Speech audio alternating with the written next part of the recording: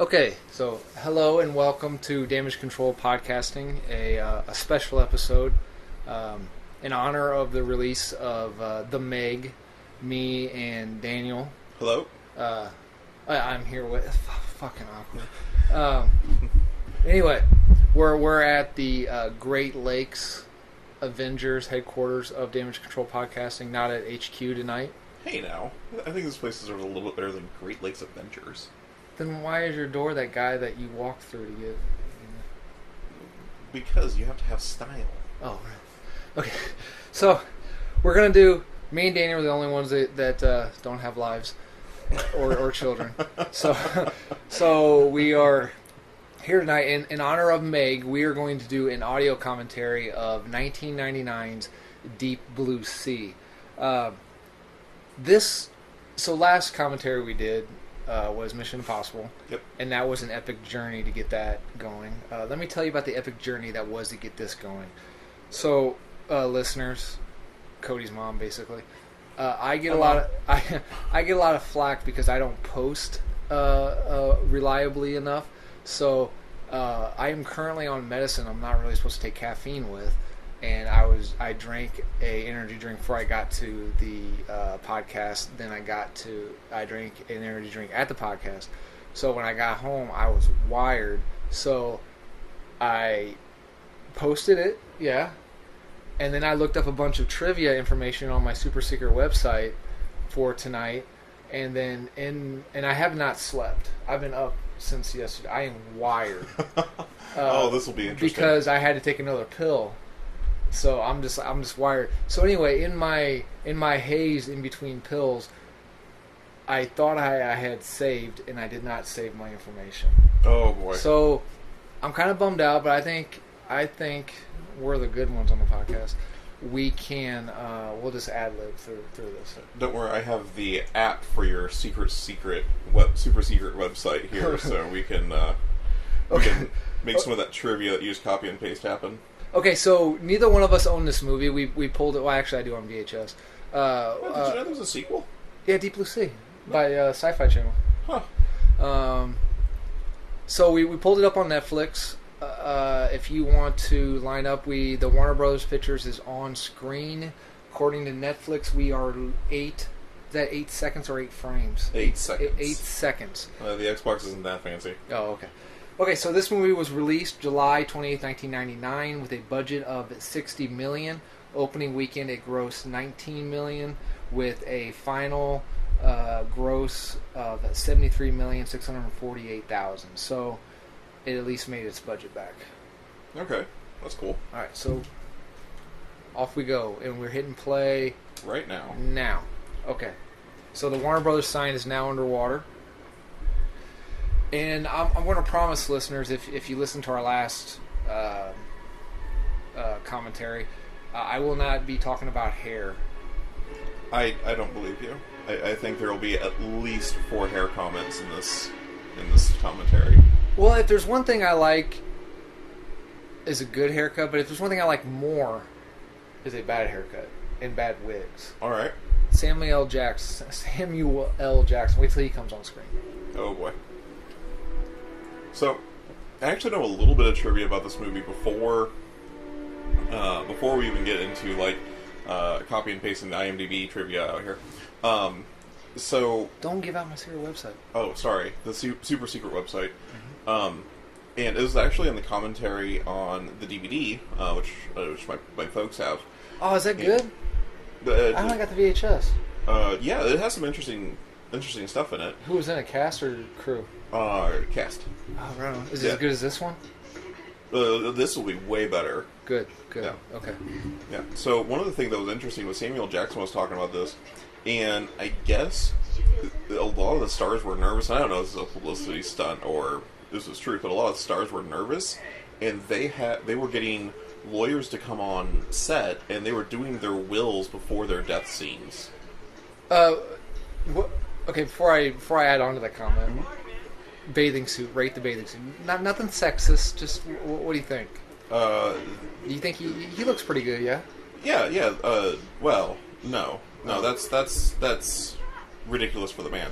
Right. The peach The peach bathing suit is easily an 8.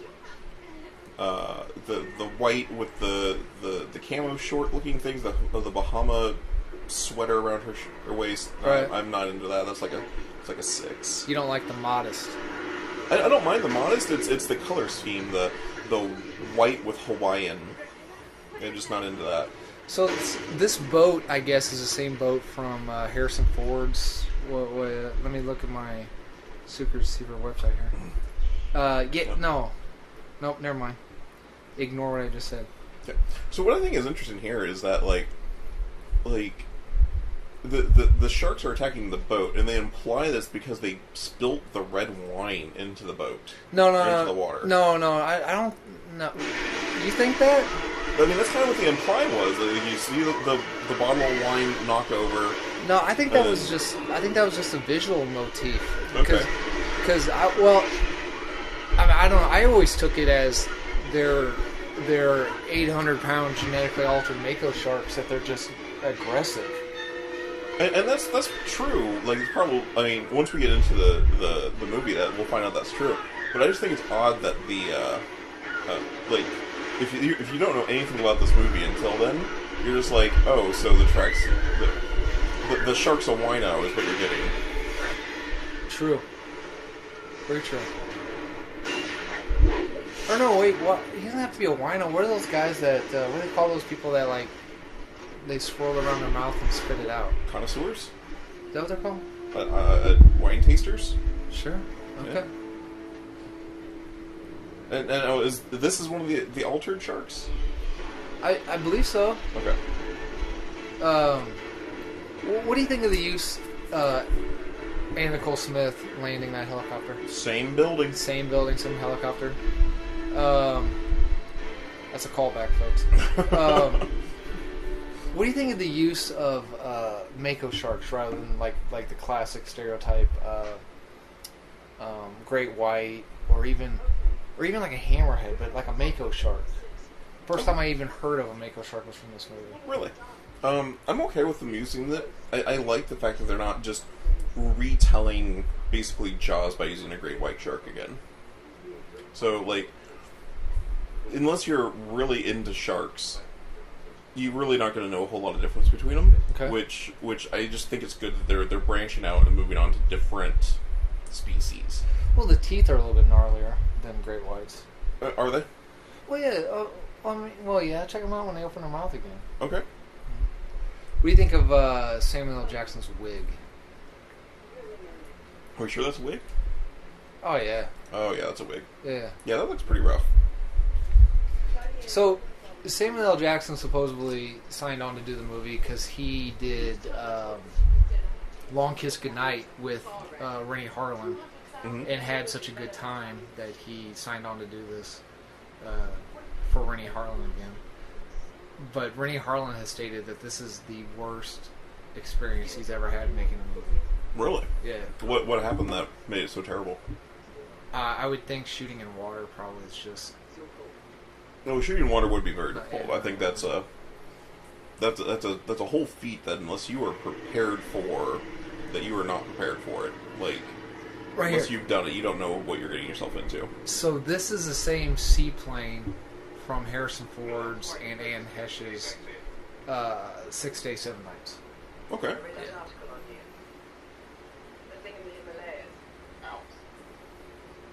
So in one of our in our disaster podcast, me and you got into a fist fight over whether this is a disaster film. You said I said it was. You said it wasn't. You said that the basis for, because you said it was animal horror. You said that the basis for an animal-based disaster film is the animal has to cause the disaster. Yeah, I think so. I think so. And we're talking. The difference between disaster and horror is devastation on a large scale versus devastation on a small scale. All right, so let's see if we can nail this down. If this is considered, I'm not saying it's only a disaster film. I'm saying like you could fit it into, like if you were putting it in on a blockbuster shelf, you could slide it in under the disaster section. Yeah, because those people never sorted their movies. Yeah, I didn't like it when they started getting DVDs and then they would just like stack them. You know what I mean? Instead of like the classic, like it was all organized and really cool. The smell and everything. Thomas Jane, good hair. I like. You know when his birthday is? Yours. Yes, I watch a Thomas Jane birthday on his birthday because it's my birthday. You watch a birthday on his birthday? I watch a movie. I haven't been to sleep, folks. So, and for those of you keeping track at home, that's 2 hair comments from the person who said no hair comments. What do you think of those shorts? I'm wearing shorts right now. Shorts gotta go past the knee, man. If you're a dude, they go past it like no way. That's a short foul right there. I think it kind of depends on why you're wearing shorts. Like if it's just for fashion, yeah, over the knee. The cool down, like if you're in the Midwest, yeah, over the knee. You're on a water base in the middle of the Atlantic. I think you can probably get away with it, because that's just like quick removal for bathing suit. No. Or quick replacement for bathing suit in case you need to jump in the water. Agree to disagree, my friend. So you don't want all that shit weighing you down. So supposedly the scene right before this with Thomas Jane, the license plate that they pulled out of that Mako shark was the same license plate that they pulled out of the shark in Jaws. Like the exact same one, or just like a reuse of the numbers and stuff? No way to know. Look at the teeth, man. They're not, or maybe it's coming up that they pull it out coming up. Maybe. Those teeth are gnarlier than great whites, man. I do like the tiger striping on them. That's kind of interesting. I think it's a cool looking design. I don't know if it's this scene. I'm assuming it's this scene, but Thomas Jane actually that CG does not hold up. It's not good. Yeah, that CG's not great. So. Anyway, I'm assuming it's this scene, but Thomas Jane actually swam alongside a real life shark.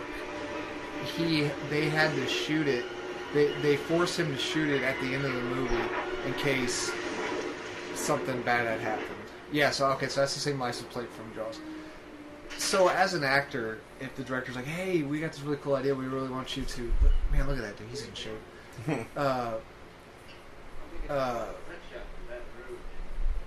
You know, if that was like nowadays, like a Marvel movie, clean shaven chest. Oh yeah. Marvel heroes don't. But Zack Snyder, his DC world, it's got hairy chest. Batfleck has a hairy chest. Really? I don't think I ever noticed that. So anyway, if you're an actor and the director's like, yeah, I got this cool idea, we're gonna do this, but we have to wait till the end of the movie to make sure we have the entire shot just in case you're dead. That doesn't. Yeah, that's not a whole lot of confidence, but you know what? I do it. What? I mean, 100% I do it. I mean, just like this kind of interesting stuff you don't get to do. Like, you get to say you swam with a shark. I am 100% into that. Yeah, but wouldn't you want it like at the beginning of the movie so you know that the crew's going to protect you? Because you're like, fuck, this is a $60 million movie. We got to protect I mean, I know it's an ensemble cast, but basically the star of the movie. That could be a problem, but at the same point, like, if something does go wrong, you just tank the entire movie. Yeah. So, yeah, I would take the risk. I would do it. If I could swim, I would 100% swim with sharks. Okay, so we told you what movie we were watching. Basically, correct me if I'm wrong, Daniel, the plot of the movie is this, what do you want to call this, like a biolab, C-lab type deal? Yeah, it's a biological lab. They are genetically manipulating mako sharks because they're trying to find a cure for Alzheimer's because of the urban legend, old wives' tale that sharks will get cancer. Mm-hmm. And then things go south. Is that basic? If we had to describe what was going on? Yeah. That's basically what happens. Is they're engineering super smart sharks on accident, and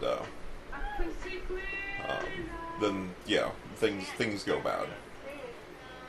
Where are they going? Now I know you don't like to brag, Daniel, but we should actually call you Doctor. I know you've got your doctorate. How accurate is this medical? Can you use sharks to cure Alzheimer's? Oh, 100%. Really? Oh yeah. Are you being sincere? With my official FDA license and doctorate, absolutely. That is no. I have no idea. Oh. My assumption is that if there was any truth to this movie, we would have explored that option. All right. Yeah. Also, the idea of animal testing, that can be very difficult to deal with. And maybe in 10 years when genetics get a little bit more important, or not important, get a little bit more advanced and understood, we might have something here. Or you might just grow gills.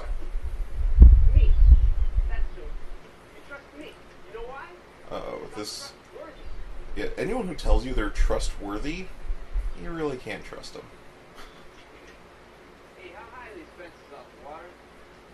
What do you think of Thomas Jane as an actor? I kind of like him. I kind of like everything he's done. Yeah, I think he does a fine job. I think I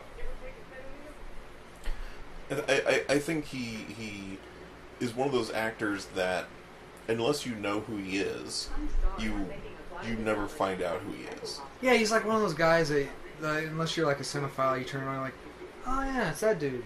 Exactly. He's kind of like a blue collar guy. He just goes from movie to movie. He's not really a celebrity. Yeah, he blends in very well. Like I honestly, I never started noticing him until you started pointing him out in everything, and it's like, oh, that's Thomas Jane. I'm like, you're right, that is Thomas Jane. That's the same guy in this movie. He was. Did you ever watch he's got a movie on Netflix. Lawrence Fishburne, Fishy, and him. I think it's called like Standoff. Where he plays like a drunk. He's got long. He's one of the few actors that I think looks good in long hair. You know, I'm not a fan of long hair on guys. Very not. Yeah. He's got that classic like greasy, like it just lays on his head well. I don't think long hair lays on guy like Johnny Depp. All right.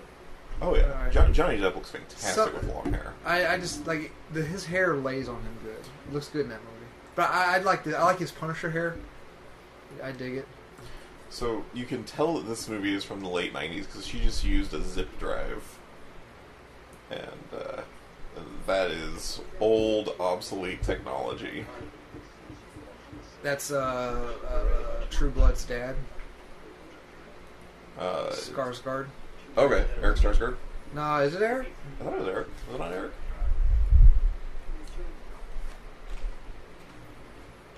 Sorry guys, we are Googling now. Yeah, I should have saved. I haven't slept, man. That was just a crazy syringe.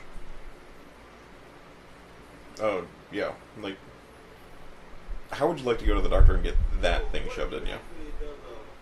Depends on where. So I guess Samuel L. Jackson, he was originally offered the role of LL Cool J, his character. Okay. You know what LL Cool J stands for? I do not. I don't either. I was actually hoping. Oh, damn! I thought you knew. Wait a minute. Set me up for the fall here. Luscious ladies. Wait. Ladies love Cool J. I honestly think you're real close to that. I think that's...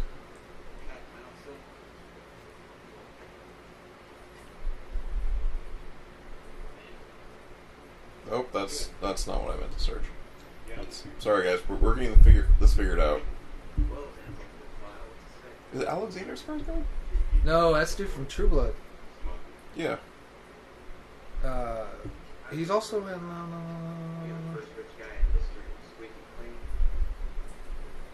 Stellan Skarsgård. Okay.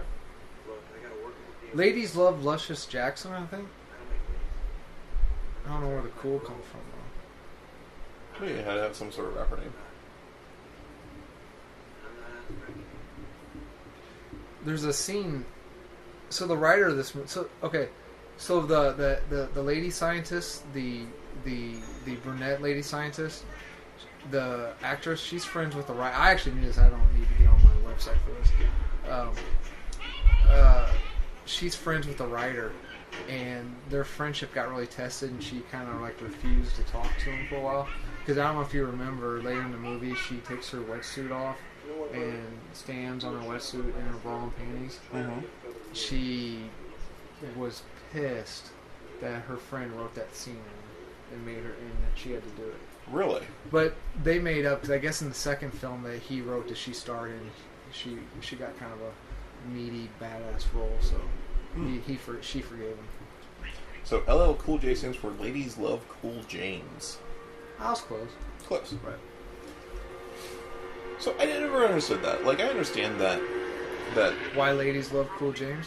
Well... Because look at him, man. He's cool. He is cool, and he's James.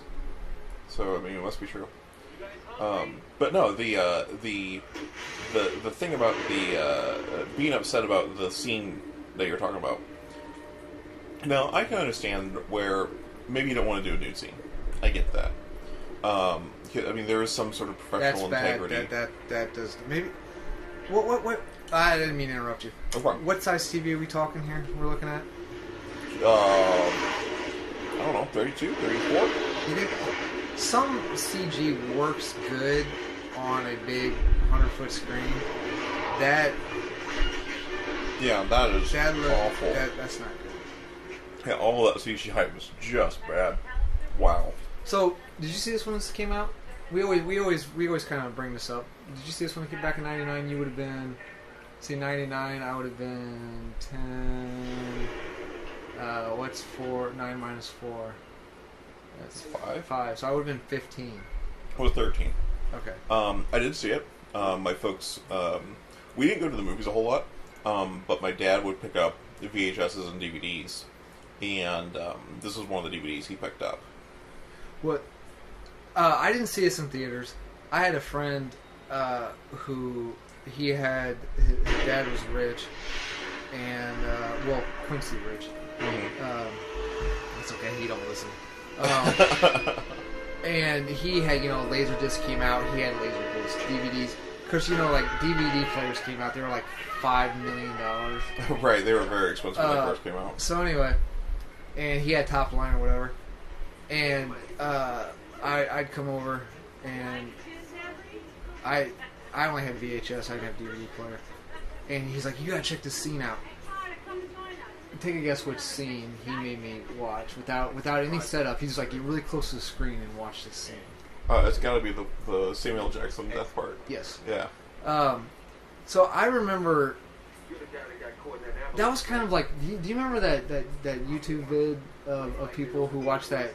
It's like a meme, where people watch like, "Hey, watch this really cool car commercial." Oh, and yeah. The car comes around, and then the zombie pops into it. That was kind of like the original zombie popper. That scene. It's like, "Hey, have you seen this movie?" No. Hey, watch this scene. Samuel L. Jackson's in it. That was kind of the original. You think that's the origin of that meme? Maybe. I could see where that would be kind of the start. I mean, you're just talking about like good jump scares, which I think kind of go back further than that even. But yeah. We'll talk about that scene when it gets there. We don't want to, because it's just me and you tonight. Yeah. So we don't want to ruin everything we got to, You're going to ease into it. Yeah. That's the way I like it. So anyway, I remember liking the movie. I remember thinking it was kind of like. I'm not a big gamer, but to me, this kind of reminded me of a video game.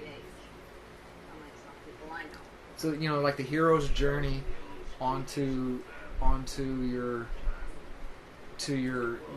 level. Mm-hmm. Okay, you get the setup, the prologue, the Princess Peach talking, the disaster.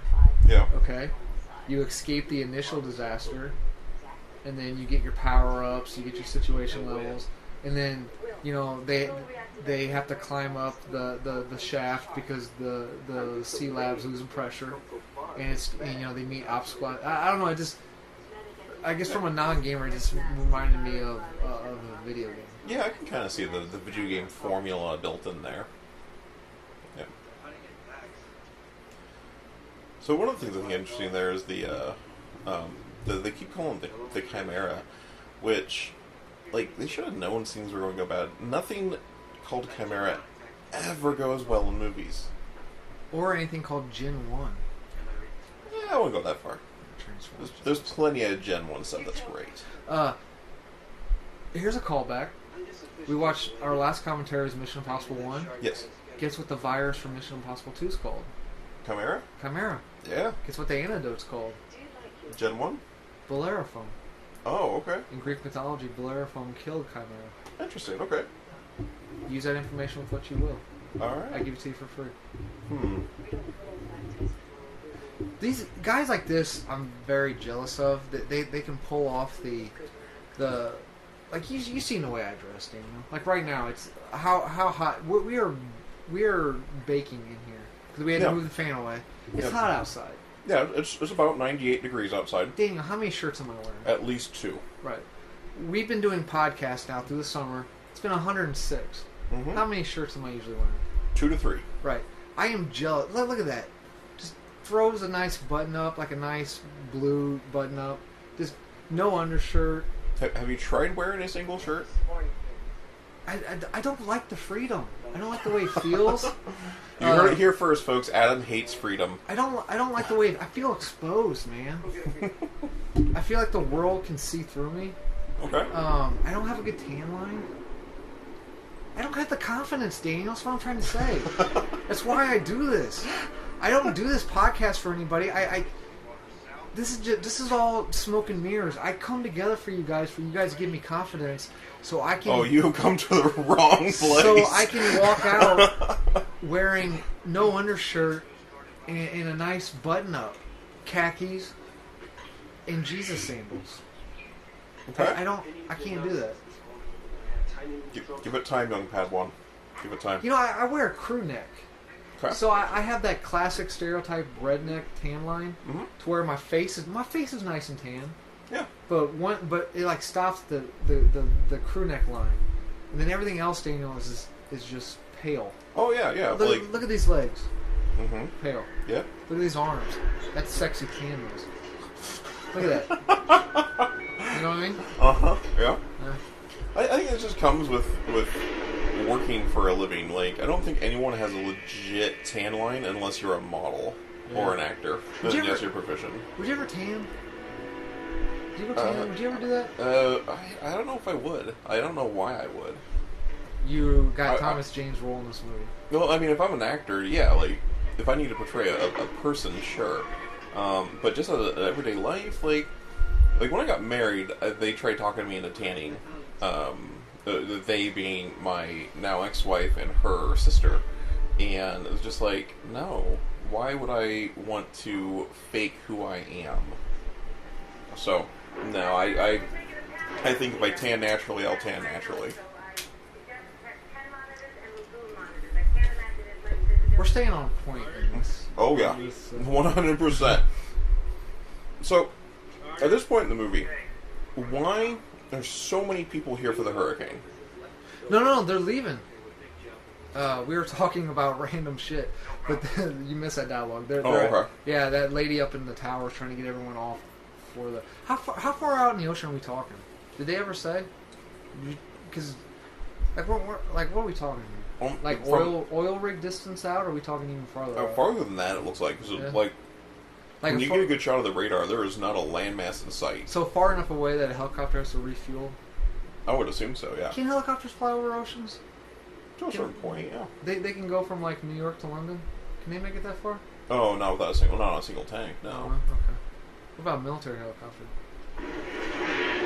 I would think maybe some of the military ones could. Yeah. But even then, I don't know if I'm... Man, that really does not hold up.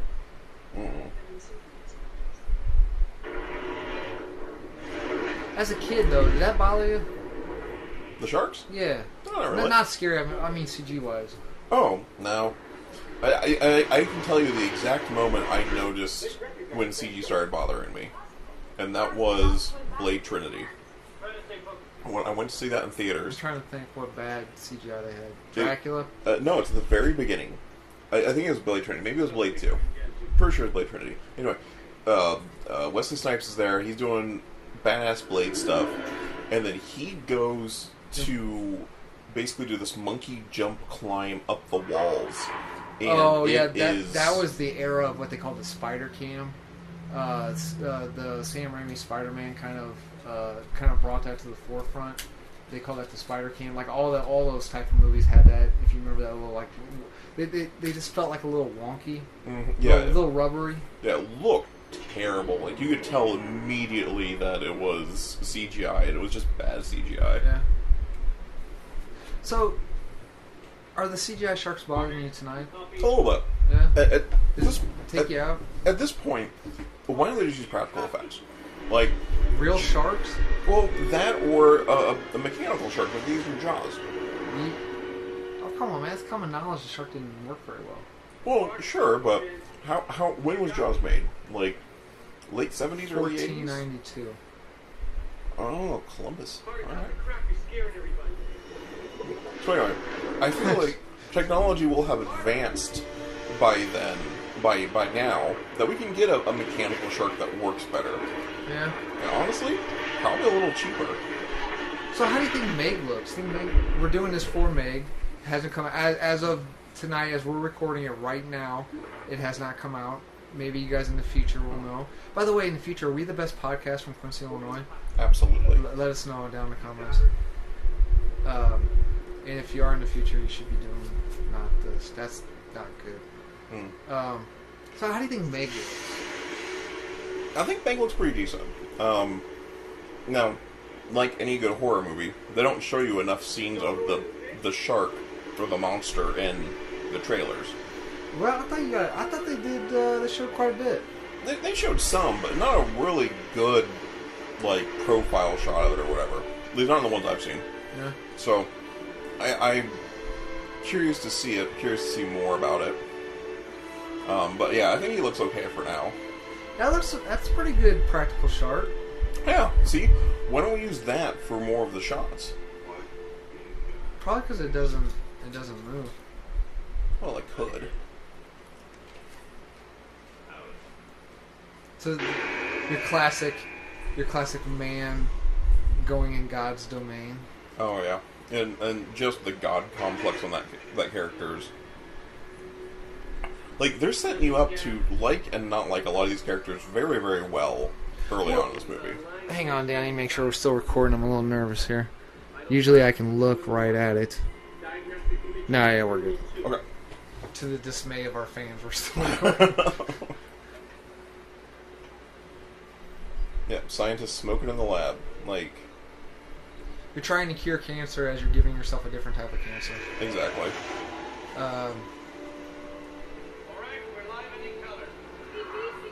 So, one of the things I think, like, there's a lot of flaws in this movie, and I feel like one of them is just in the procedure that we see in the C Lab before everything terrible starts happening. Like Thomas Jane's character brings up how aggressive the sharks are being, and you see them attack the tunnel, and he has to fool one of the sharks just to get him in. Right. And then everyone's just like, okay, run some scans. We're doing things like normal.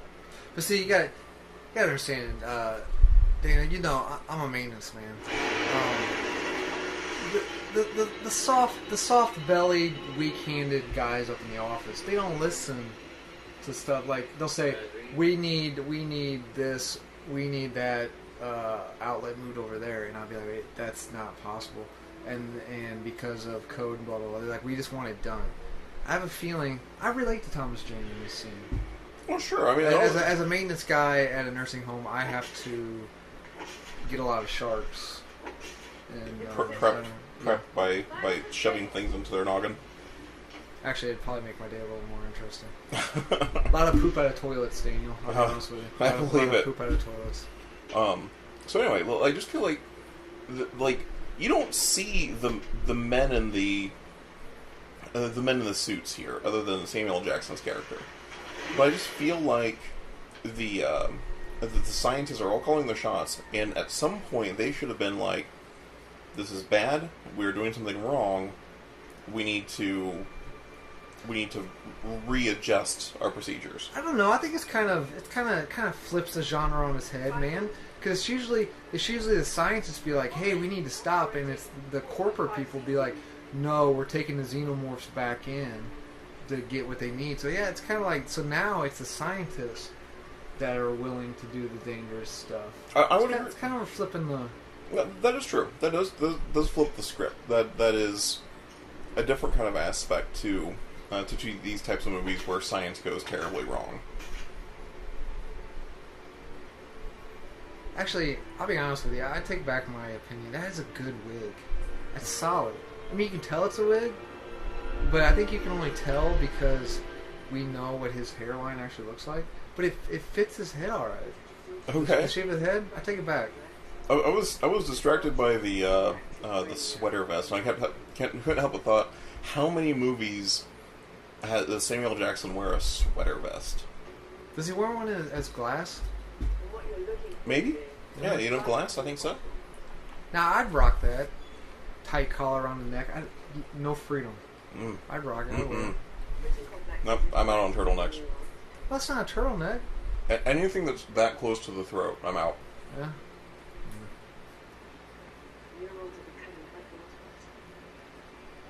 So what is it that they took out of the shark now? We're too busy bullshitting. Yeah, right. So early in the movie, they talk about withdrawing proteins, but they're talking about now like analyzing the neurons through the thing. Right, because that's what because that's what Alzheimer's is, right? So you're it's basically just shutting the electrical grid down in your brain. Mm-hmm. So the proteins refire them. Yep, seems that way. Is that what we're going here? Yeah, I think that's what they're trying. They poured their protein on the brain, and it worked like a marinade. Yeah, the Republicans are going to stop this. You know what I mean? I don't follow. Is it Democrats or Republicans? That are what? That would stop this. Both. Oh, okay. Yeah. So Republicans because Bernie Sanders. Except Bernie. Yep. Celebratory cigarette, lost an arm. That looks bad. That scene was awful. Really? Oh yeah, the effects there was like the chomping off the arm. What do you mean, man? That looked terrible. It would take so much force to bite through and tear off an arm. It didn't look like the teeth went through the way they needed to go through, and then it was just pulled off like paper mache. Yeah, I would think that in the history of cinema, the classic move for an arm, like an armless man, or getting your arm ripped off, you just kind of take your shirt out of the sleeve and hang it down. Mm-hmm. But you can tell he's laying there. You think they would come up with a better way? Yeah, you can even tell the blood and the gore looks bad. The bit that's hanging off the arm. That's all right. It doesn't look real. That ain't bad, I guess. I mean, that's fine, but when you could see the ligaments and shit, nah, it just looked awful. It looked like someone just put spaghetti on his arm. See, that's bad. Oh my god, that's terrible. Yeah, you can't scale water, man. Oh wow, that water's awful. Have they gotten better at it though? They have to. Disaster movies. What's the latest disaster movie? I'm sure The Rock's in it. San Andreas. Mm-hmm. What do we think of the water in that? They gotten better at it? Yeah, I think they're better. I mean, you can't get much worse than that water.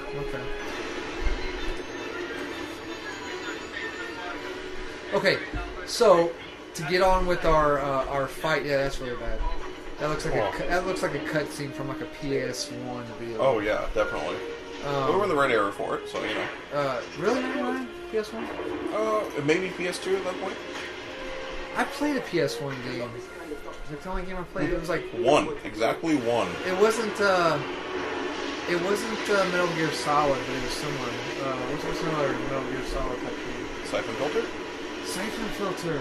No wait, what's another one? Something about cells. I'm thinking maybe Siphon Filter. Yeah, that's not good. So, back to critiquing the plot, why did they just let him shoot the shark? The scientists didn't want the shark to get killed because they need more samples. They didn't get enough samples. That was like a little bit. They need more. Sure. So did they extract all the sample from that shark that needed to regenerate? Because I feel like you just kill the shark, take all the samples of animal, please at that point, No, because once it's dead, not living, the tissue and the cells start dying. Going, you may have a doctorate in this, but I have a PhD. They're different. Are they now? In biology. Okay. Yeah. Yeah. Okay, so this is where me and you got into this argument. Mm-hmm. And is that I'm making the stance that this is an animal-based disaster movie because A, there's more than one. Okay. The main opponent of the flick is the shark. The disaster is the sinking Sea Lab 2021, and the shark causes the Sea Lab to sink. Yeah, but I don't think that calls it a disaster movie. I think that still remains an animal horror. I think disaster has to be something natural, something on a larger scale. I mean, you're talking about destroying one building, not you know. And I think like you could have an argument here about the hurricane making it a disaster movie. No, what? No, the hurricane does not. No, the hurricane. Me and you are gonna fight. There's no witnesses tonight, so you're screwed. Right. No, look, the hurricane causes nothing but this. This is the only thing the hurricane causes. So, True Blood's dad goes down. That's all that the hurricane. If you're that guy, what are you thinking right now? I am cussing at everything. Because you know you can't purposely drown because you got that oxygen mask on. Mm-hmm. And now, see, look, the shark causes the helicopter to crash into the Sea Lab. Yeah. Yeah, it does. I'm not telling you you're wrong, but I just don't think the disaster is a big enough scale to be a disaster movie. Like, how big do you mean? Like feet-wise, what are we talking feet-wise? I think you gotta have more than one building. There's multiple structures. It's still one thing, which is just the lab.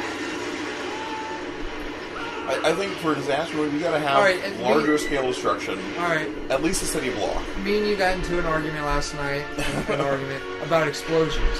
Uh-huh. Would that explode? That would explode like that.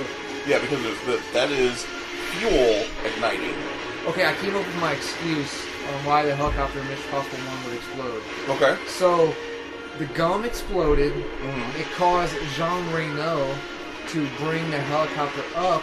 The sparks from the blade caused the fuel source to ignite.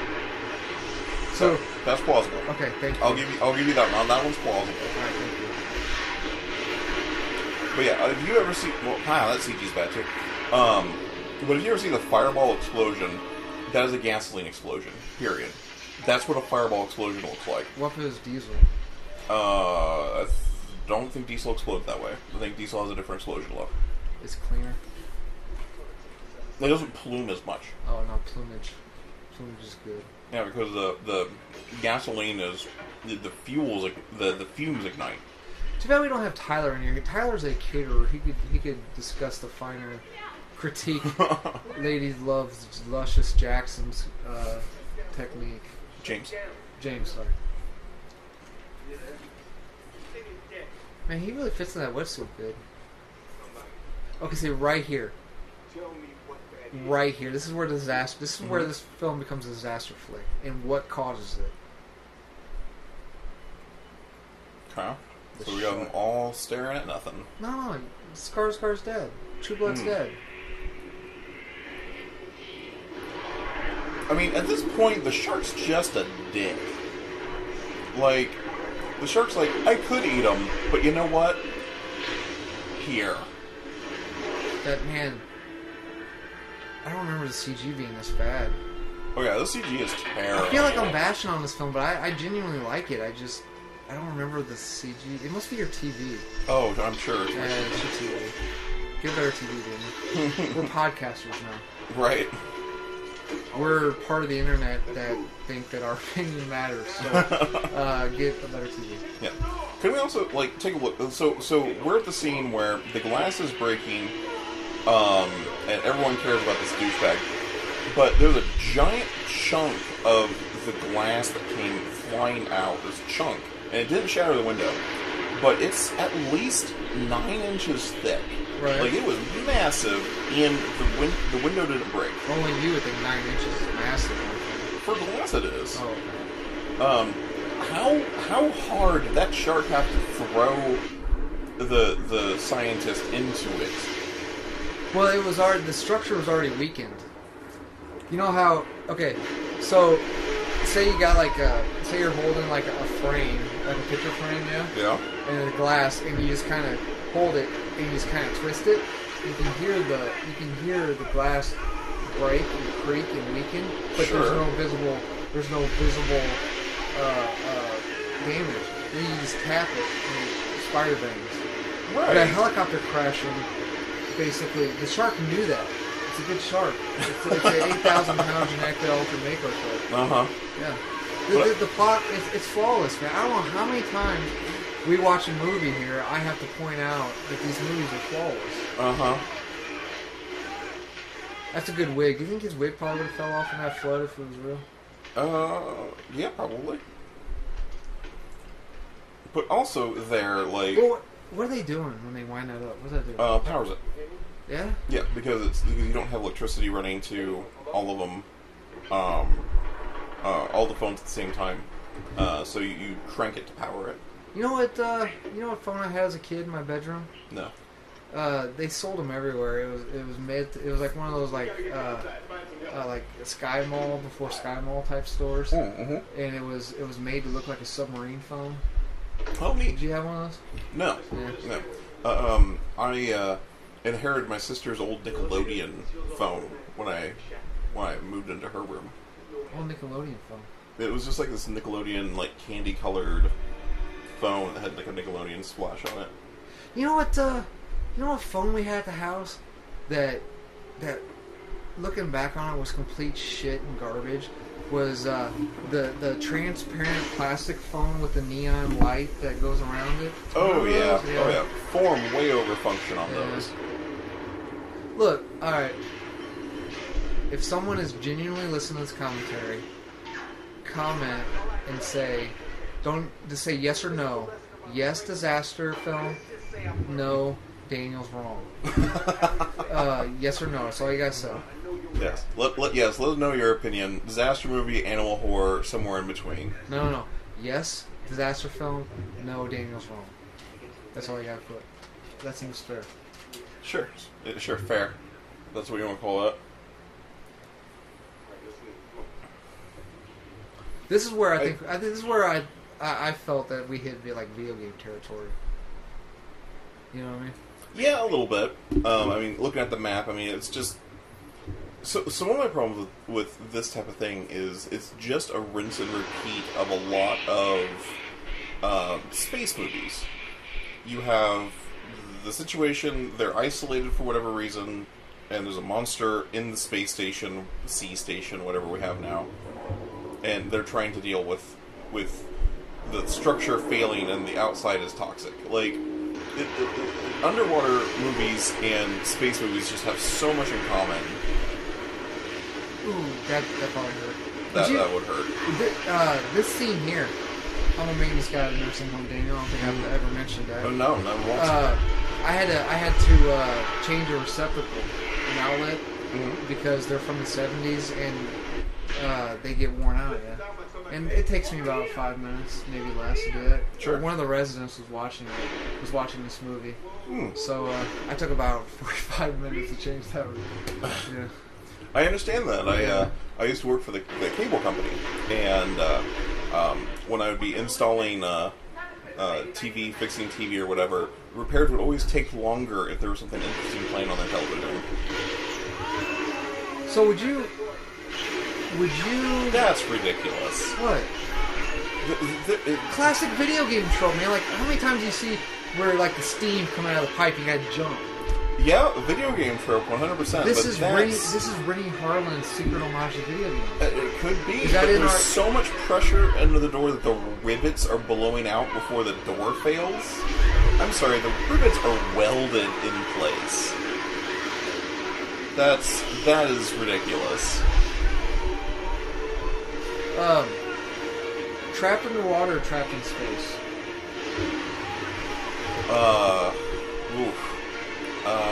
Trapped. I think it depends on the other nature. I would probably say trapped underwater, because at least if you get sucked out, you have a chance of surviving.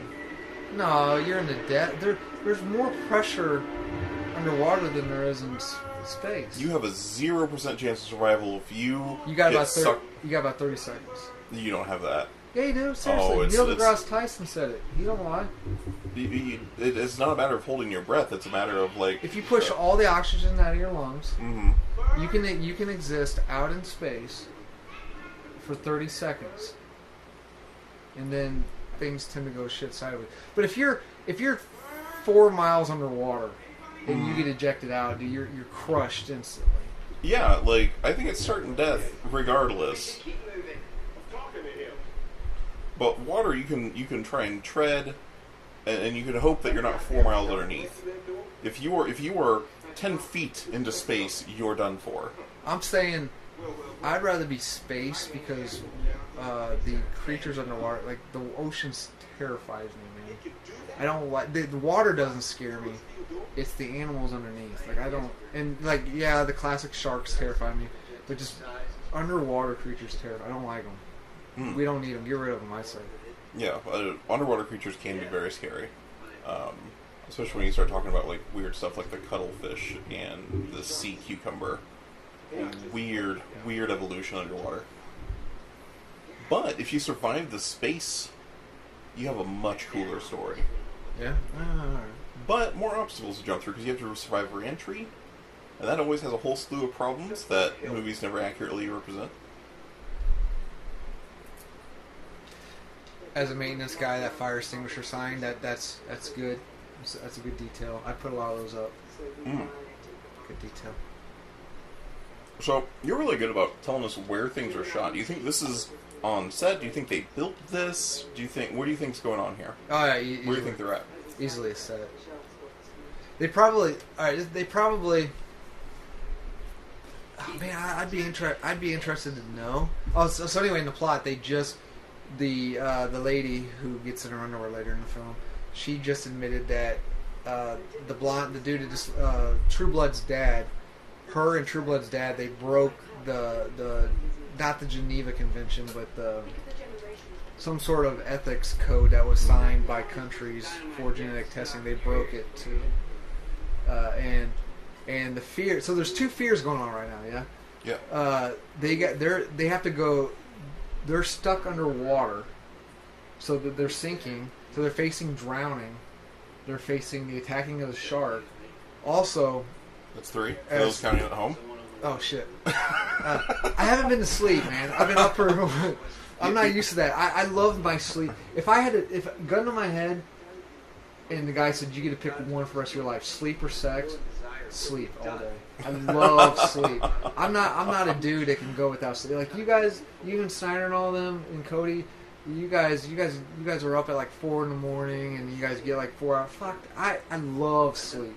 So this is like a big deal for me. Okay. I'm really wired on energy drinking medicine. I get that, because when I forget to sleep, I also forget how to count to 3. Yeah, well, I'm not very smart either. Anyway. 8,000 pounds. Excuse me, I said 800. I said 800 pounds. So anyway, so these guys are facing. So they broke the Geneva Code, not the Geneva Code, but whatever. So they broke some sort of ethics code.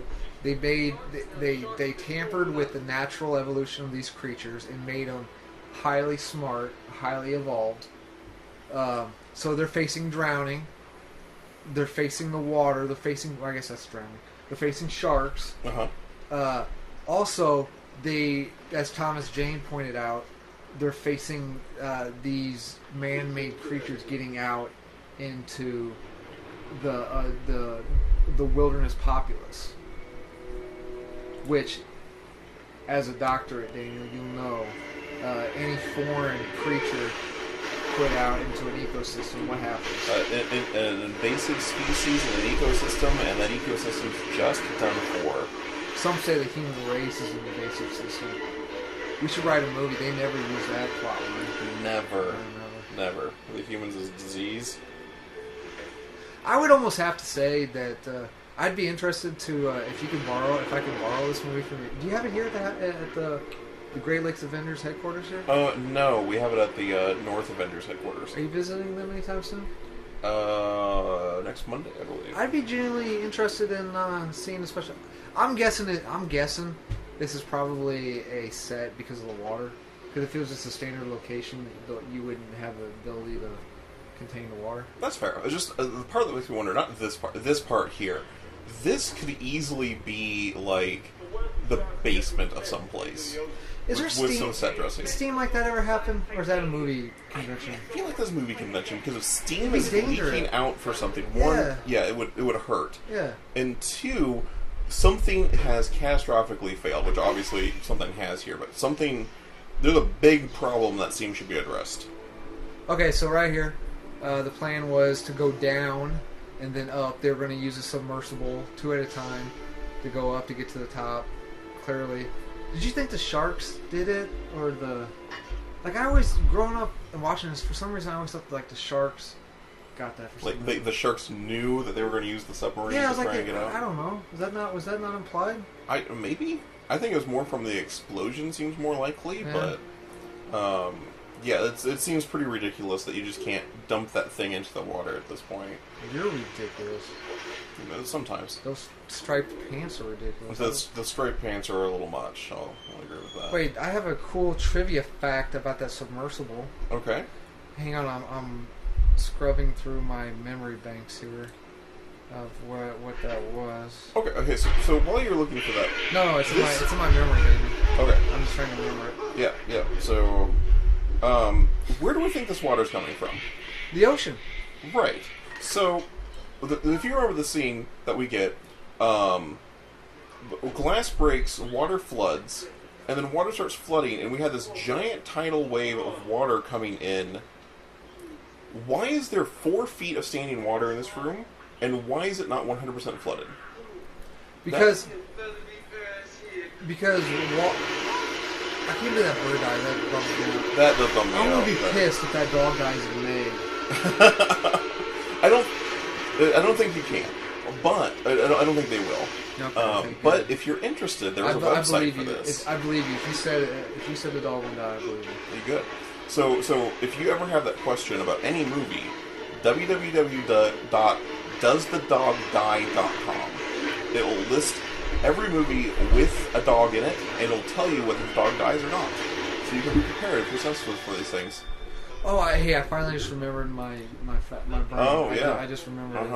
I'm a little tired, so it takes me a while to recall it. Sure. The orange-colored mini-sub visible in the wet entry area was the same mini-sub seen in the Sphere, 1998. Sphere, excuse me, not Spear. Sphere. Oh. Also starring Samuel L. Jackson. Huh. You think he walked on set and was like, hey, I don't know. Oh, You think yeah. actors do that? It could be. It could be like, oh, hey, do you need one of those? I got one in the trunk. Because I know David Fincher, when he was filming Fight Club, there was a car in the background. He goes, I don't recognize that car. And it was a prop car it even had the plates still on it from the game, his previous movie. Interesting. So I wonder if he recognized how practical is this? How big of balls would you have? Would you just be like, I'm just gonna fucking just drown or effing drown? There's no way. He's like we're just gonna have to make a swim for it. No way, man. Yeah, no way. I mean, unless you're Thomas Jane, of course. Well, yeah, Thomas Jane can make it. Because he does that fancy. What do you mean? Shark yoga? Can we pause for a moment and just how ridiculous this scene is? Okay, so LL Cool J is in the oven at this point, and the shark that previously broke easily a foot of glass earlier. That wasn't that one. Still, is having trouble breaking through the door, so the shark, either accidentally or intentionally, turns on the gas. And how ridiculous is this? My dad had a problem with this scene because he's hitting metal with metal, and the gas is flowing in. Yeah, there'd be a spark there at some point. Well, I buy that, man, because he's got a bigger area to hit to break the big glass. He can't. Let's see, he finally got it. There's water in his eyes, man. You tried doing There's something? water in his eyes. Yeah, man. I think they're genetically solved for that. Like, I think evolution has taken care of that problem. No, when they made him smarter, like when you add to something, you gotta take something away. Oh, right. So your ability to see underwater. I always hated these. I always hated this in movies. I never bought this at all. Oh yeah, that lighter's out. As soon as he throws it, that lighter is out. And as much gas being made stuff, as much gas that would cause that explosion, he would have been dead. Oh no. Really? Yeah. Oh no. For if we timed, because that scene, there's no cut in that scene. We could time how long that gas was on, and I may have told the story on the podcast before, but I have set myself on fire with a gas oven before. I don't mean to interrupt you. Do you buy that? The water's murky. We might make it. Would you buy that? The water is murky? No. Wait, so they're in a lagoon, yeah? Yeah. 230. They're not in the ocean? And they're only 230 feet deep, I guess. So this is a scene my friend was like, hey, watch this is really cool. With no context. I had no context. I didn't know it was a shark movie. All I saw was this. And he's like, get really close. Because high def, it was like, you know, like the original high def TVs that had like the 5 foot back on the TV. Yeah. Yeah, it was that. I hated those always. You could never see the picture. Never understood the appeal for them. Yeah, so this is a great scene that's coming up here. We've got a lot of stuff going on. So anyway, like I said, I think I've mentioned this on the podcast before. I have set myself on fire once with a gas oven. And easily the gas was on for as long as LL Cool J had the gas on. Yeah. And all I got was a fireball that singed my arms and singed my eyebrows. Okay. Yeah.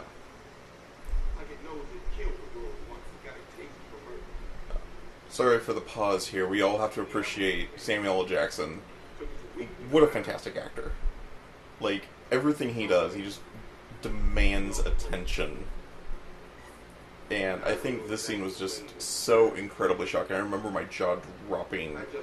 And I even think I exclaimed watching it with my folks, like, are you fucking kidding me?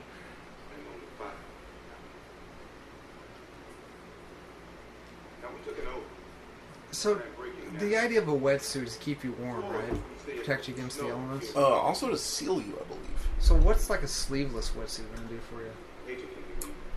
I don't think it's Other anything than really. look badass. Yeah, I think a sleeveless wetsuit is pretty useless. I used to have a, well, I mean, I still do, but I used to, in high school, I did the news, the high school news. I used to put film clips in until I got in trouble by the principal. But I put this one in there, and so what? You're Samuel L. Jackson. Oh. You're Samuel L. Jackson. What's going through your mind? That You're like, we're gonna work together, and all of a sudden you hear something coming from, what's going, and then you feel. I always wondered that. Well, at what point do you die? Well, I think I know here. Like, is he dead? I mean, he's dead here, yeah. Probably, yeah. Or no? Are you alive? Do you feel the other shark? Are you still alive when the other shark comes along? I think you are. If you are not dead, you are in shock. So you're not there. So you're still alive when you're not there. Yeah, I think you're gone. But you're alive when he grabs you, yeah. Mm-hmm. What's going through your head? I think the only thing that can go through your mind is, oh fuck, and then choose your prayer to the divine. Because I wanted to bring this up because there's a couple of, because as of recording, Meg hasn't come out yet. We haven't seen it. Not yet. But there's a scene in the trailer where a couple people get eaten whole. Because, I mean, it's a megalodon. Right. So, are you in, like, the belly? Are you still alive? And you're like, what? Or are you, I mean, because they don't have, do they have stomach acid? Yeah, I believe so. So, I think everything that has a stomach has some sort of enzyme that dissolves their food. So you're alive in there, yeah? Oh, yeah. Yeah, it's like that scene from Anaconda. When, that swallowed the dude whole. And yeah, Owen Wilson. Was he alive in there, though? Was it Owen Wilson? Owen Wilson, yeah. No, it was an old guy. No, it was Owen Wilson. Okay. Anyway, yeah, he was, because he came out alive. Good No, shit. oh, you mean at the end that was John Voight? Yeah, well, John Voight got swallowed too. Yeah. So you're just. Well, I suppose you wouldn't be alive too long. So I guess you'd drown. Well, yeah, you drown, you suffocate, but I think you're in there getting pummeled by enzymes and dissolved. So there's no way you could be swallowed, like hold on to something for like a gill, and then he goes up for another bite and somehow throw yourself out? I think it would have to be very quick, and you would have to have superhuman reflexes to do that. You think Samuel L. Jackson could do it? I believe Samuel L. Jackson could. Samuel L. Jackson's character, obviously not. What about Thomas Jane? Yeah, I think Punisher could probably do that. Yeah. Did you like him as Punisher?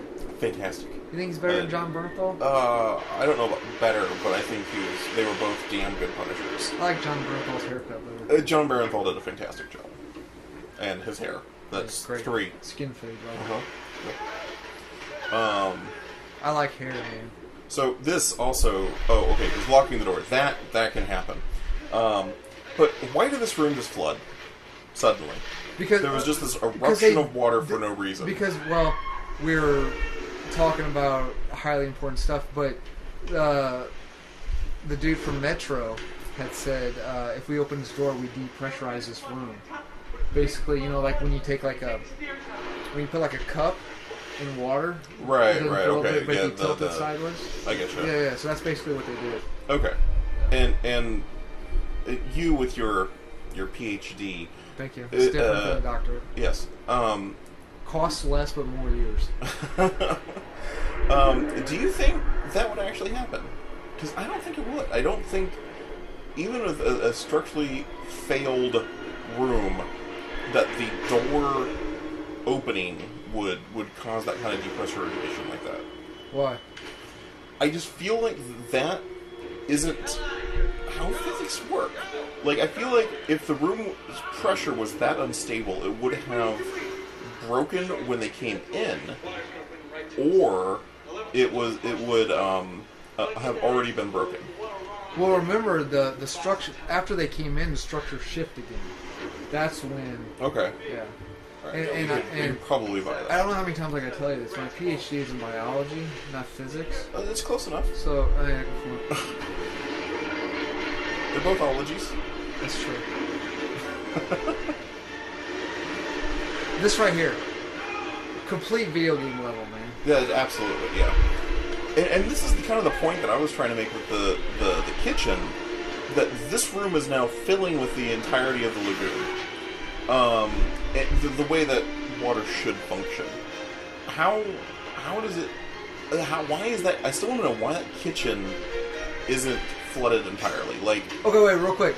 Do scuba divers actually use that knife? I mean, you see them in like G.I. Joes have them. You see them in like drawings and stuff. Do scuba divers really have that boot knife? I mean, it's a cool image. I would assume so. That you would. I mean, it's just a trope enough that you would have. What's the practice? Why would a scuba diver need that? I think it's when you get caught on something. Like if you get caught with like kelp or seaweed that's tangled around you in some way, you could cut the kelp or seaweed off of you. Okay. I think that would be the practical application of it. Not opening a door, though, I don't feel like that would have realistically happened. No, I don't know. I use my knife to do stuff like that. You jam open 6-inch large concrete doors. Yeah, sometimes I don't like the residue, so I hide them behind there. Then the boss comes in and I gotta open the doors.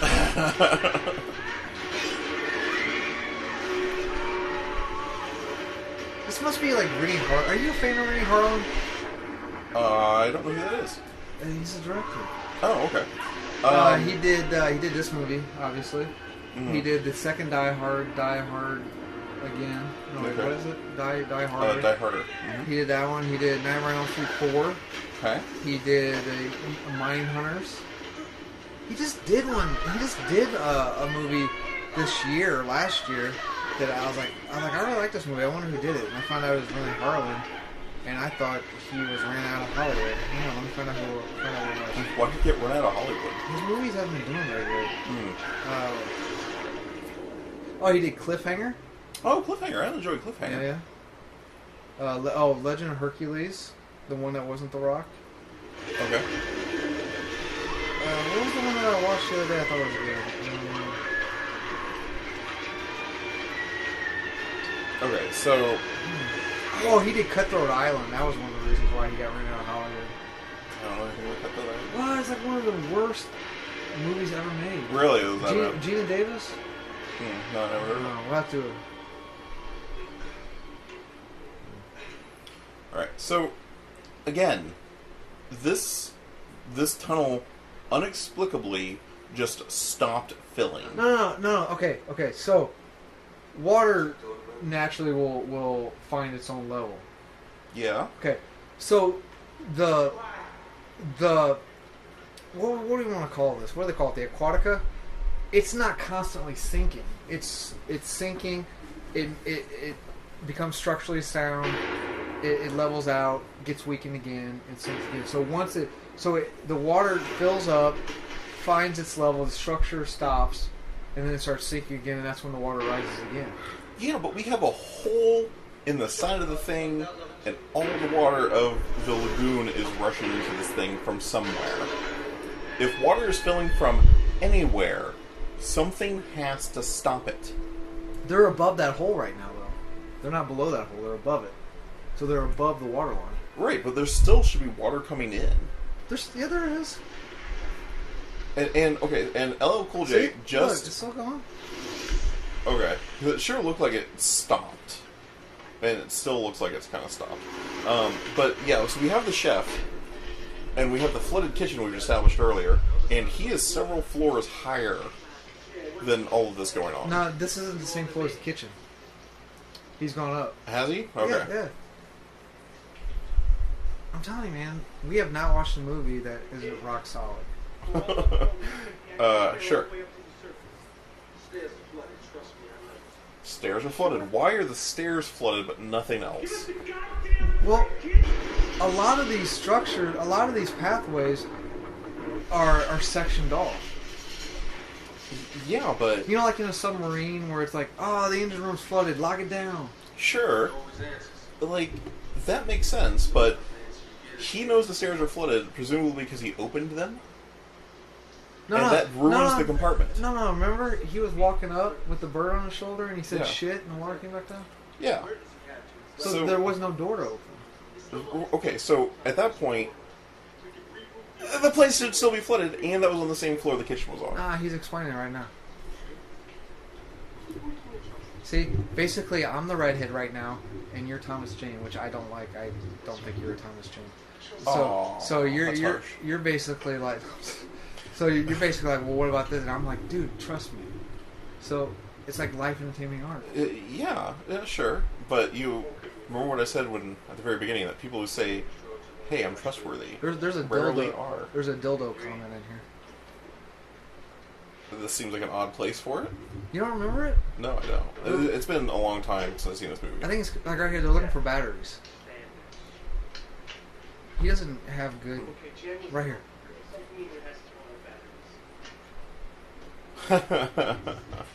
all right. And that would be a vibrator. Yeah. The difference. Yeah. There's a difference. Alright, so... Yeah, I still just... The skin is hemorrhaging. No, starting to hemorrhage. For those just listening at home, I'm bleeding. Right. But he speaks in doctor terms. There's nothing wrong with having a well-educated man. It's Thomas Jane, for Christ's sake. Sure. I always find those kind of comments weird in the script. Your epidermis is showing? Yeah. It's just that kind of thing, like, you don't need to go that far. So supposedly this is actually how this was taken from an actual of how I think Einstein actually described relativity. He LL Cool J'd it up though. Yeah, that kind of. I spent 4 years at Caltech, and that's the best physics explanation I've ever heard. Caltech a good school? Everyone in every movie goes there, so I'd assume so. Is that what the Big Bang guys go to? I know you're a fan. I have seen less than one full episode of Big Bang Theory, so I'm going to go with yes. Yeah, okay. Alright. I know you're a big... In the vein of, like, Will Smith doing songs for the movies he's in, LL Cool J did a song for this. Oh, did he? Yeah. Was it good? Well, Daniel, let me read you some of the lyrics. Okay, alright. Let me read you some of the lyrics here. Are you searching your memory banks for them? I am. You know, the last time you searched your memory banks, it seemed awfully like you were reading something. That's how I was taught to talk. Oh, right. Yeah. So I do expect this to be done in a rapper's cadence, just so you know. If I knew what cadence means, I would. Nothing wrong with a well-educated man, folks. Nothing wrong. So oh, go ahead. No, I was going to fill with air here. No, go ahead. No, I'm still searching my memory bank. Oh, okay. Yeah. So I feel like this, like, all of the scenes are, like, they're trying to do more characterization, which is always good, but... That's what, that dildo adds depth to that character. Yeah, I definitely hate him more.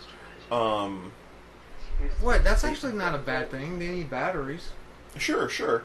I mean, just the way he makes that comment. You're only gonna get like double A's. Plus, that's not good technique. You're gonna hemorrhage using that technique. Yes, there's that. That's definitely that.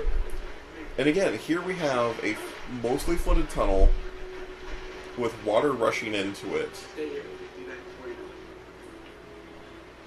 presumably from the lagoon. Okay, so in the vein of Will Smith doing a song for... When did that stop? I want to bring that back. Men in Black 2? No, when was Wild Wild West? Maybe it was Wild Wild West. They did one for Wild Wild West, he did one for Men in Black 2, he did one for the first Men in Black. And I don't think he did any more of them. What if he did one for Suicide Squad? I'd be into that. Yeah. I Am Legend.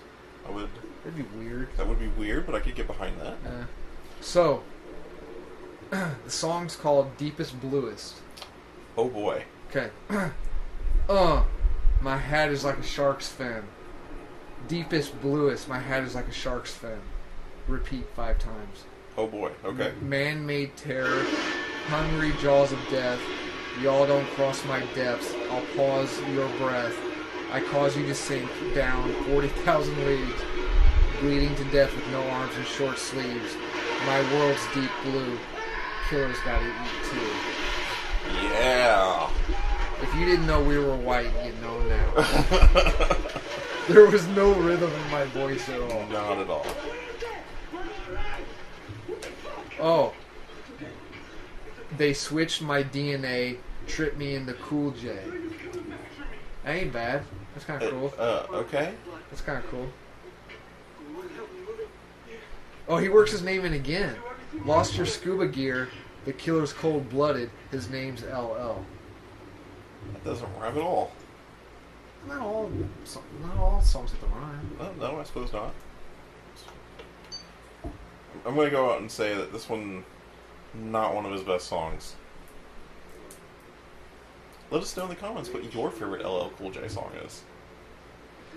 This is the post art they use in the Netflix queue. Isn't that like what the millennials call the derpy face? I'm not sure what he's doing the derpy face. Yeah, a little bit. A little bit of dirt face on that one. What does that mean? You don't look too bright. Oh, so fuck.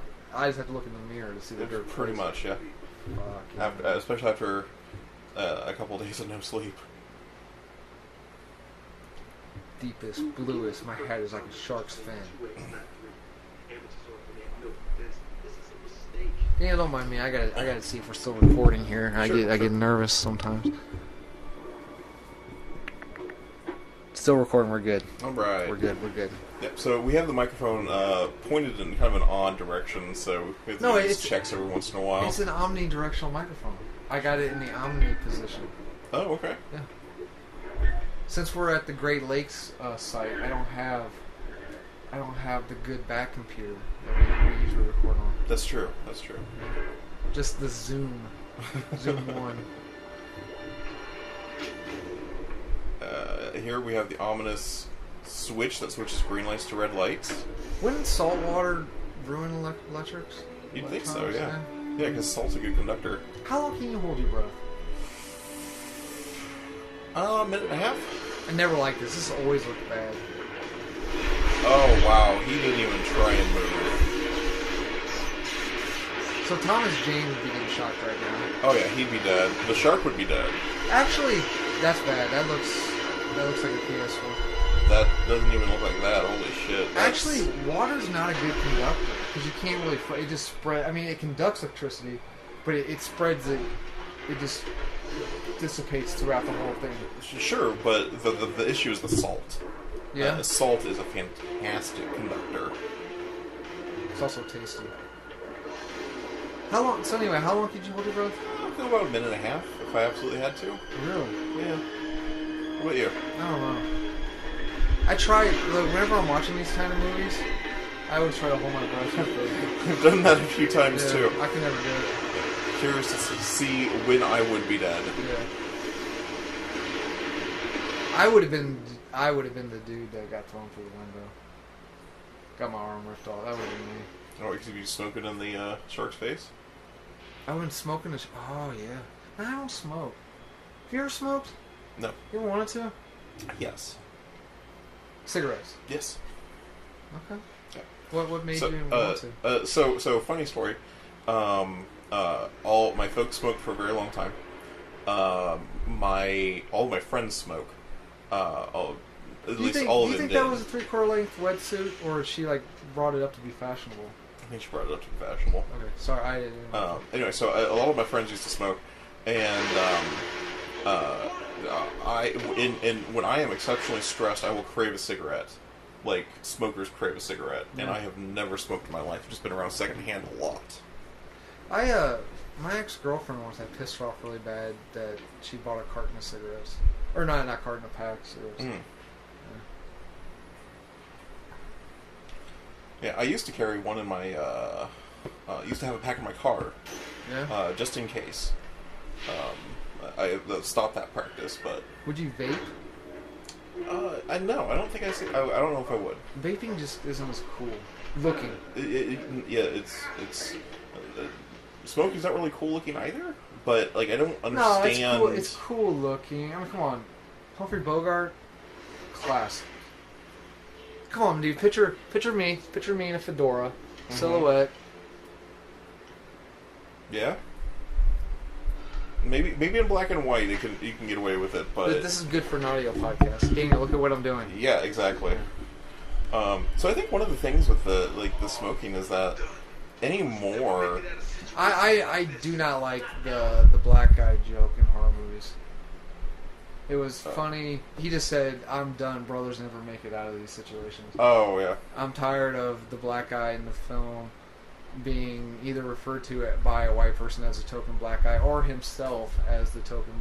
It's a joke that I feel like was maybe funny once, and I don't want to hear it no more. Yeah, it's a pretty tiring joke. I mean, some of these older racially charged things are just not funny. Because everyone talks about during the 80s, during the horror craze, slasher craze, PTAs and the government was all talking about the sexism in that movie and how women were mistreated. Who was the last survivor in all those movies? The women. Yep, absolutely. So were black guys always the first one dead? I don't think so. Yeah, see, I have a hard time thinking of ones where they make it out alive. All right. I know there is one. I think it's House on Haunted Hill. There's two the survivors. remake. The remake. Yeah, there's two survivors, a woman and an African American. Omar Epps and the chick from Final Destination. Chris Kattan was in that movie. Yeah. Jeffrey Rush. They used the Hulk coaster as the Hulk coaster. Interesting. It's not the Hulk coaster anymore because Disney bought out Marvel. That movie has one of the scariest scenes of all horror movies ever, and it's the flicker projector of the dude dribbling the basketball. I have to rewatch it. I didn't. Oh, that thing is absolutely terrifying. So we've seen these sharks do some pretty amazing things. This seems like a really crappy place to hide. That seems like that shark would just jump up and snag you. Oh, 100%. I with the established canon, this shark should have just murdered her there. But maybe that almost seems smaller. Maybe this is the baby. It could be the Gen 2, which is supposed to be the smaller one, right? The newest one? Yeah, or maybe it's on depression pills, so it's not as angry. Could be. So this is the scene. So she's friends with the writer. She did not like this scene at all. She got really mad at the writer. But it kind of makes sense, yeah. I mean, it's I don't see it as like a feminine weakness thing, because I mean, you need to have the wetsuit to insulate. But isn't she kind of wearing rubber shoes though? Rubber-soled shoes? I don't think so. Those look like just like socks.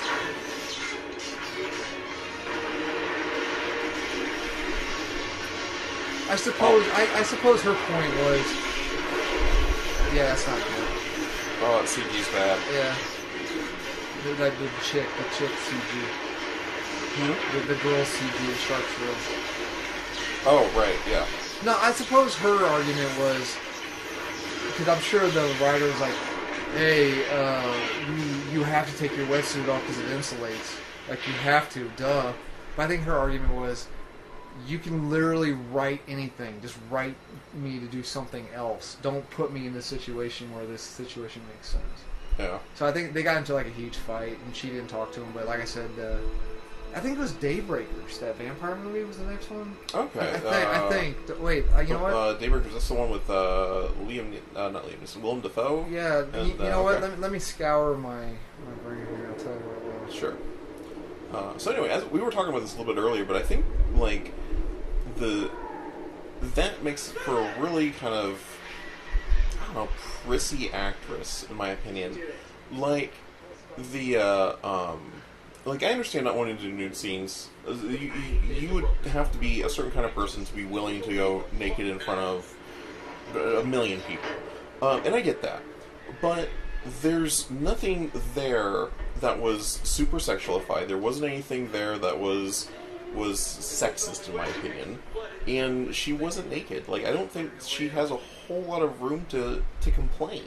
Well, I don't think there's anything wrong with the scene that was put in there. I think it was more the fact that it was more vulnerable on set. 'Cause I'm sure there's a bunch of just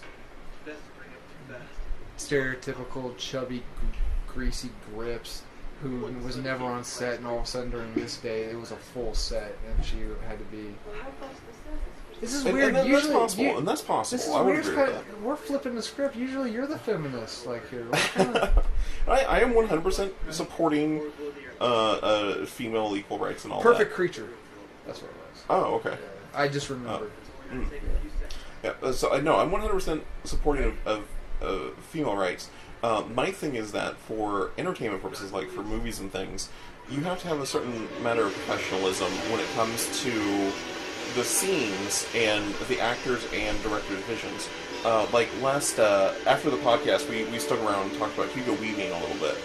And to me, in these kind of scenes, the actors are professionals. They need to have a professional, a professionalism with the job they're asked to being done. They aren't the directors, they aren't the producers, they aren't the writers. They're the actors. Your job is to come in and create the actors, directors, producers, writers' vision come true. And you shouldn't be one to argue with their artistic vision. Because that's what your job is to create the artistic version. Unless you're Tom Cruise. Yeah, unless you're Tom Cruise. I mean, now, I am 100% for employees coming out to their bosses and be like, hey, I have an opinion on this. Like, I think she completely has the right to go, hey, writer.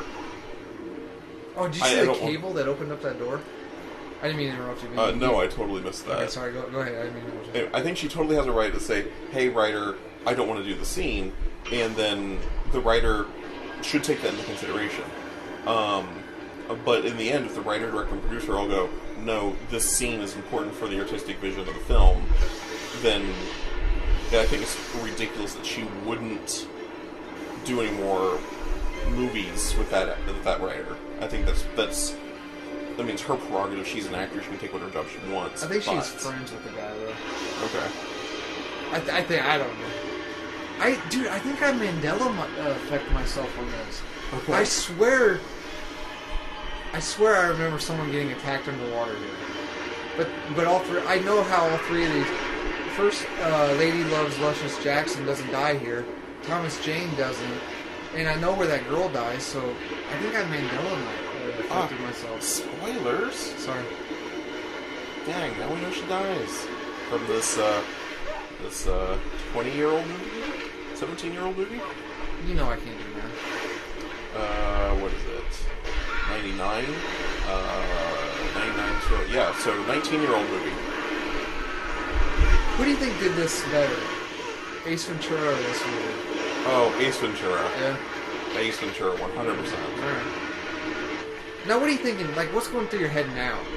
You're above water. You're sitting in a shark's mouth. What's going through your head? I again go back with what I think every single time, which is, oh fuck. Do you have enough cognizance to stab that dude in the... If it was immediate, no, but I think he panicked for an appropriate amount of time, I feel like. Yeah. Because that's what you're supposed to do if you're attacked by a shark. You're supposed to punch it in the nose. Yeah, Laura Croft stuff. Mm-hmm, yeah. What do you think of the shark in that movie? I don't really remember it, so I'm going to go with not memorable. Yeah. And again, I want to point out, being inconsistent with their own canon, the shark clamped down and bit through that guy's arm in seconds, and tore the other guys apart by clamping down and shaking their head, and they're done for. He shouldn't have a leg.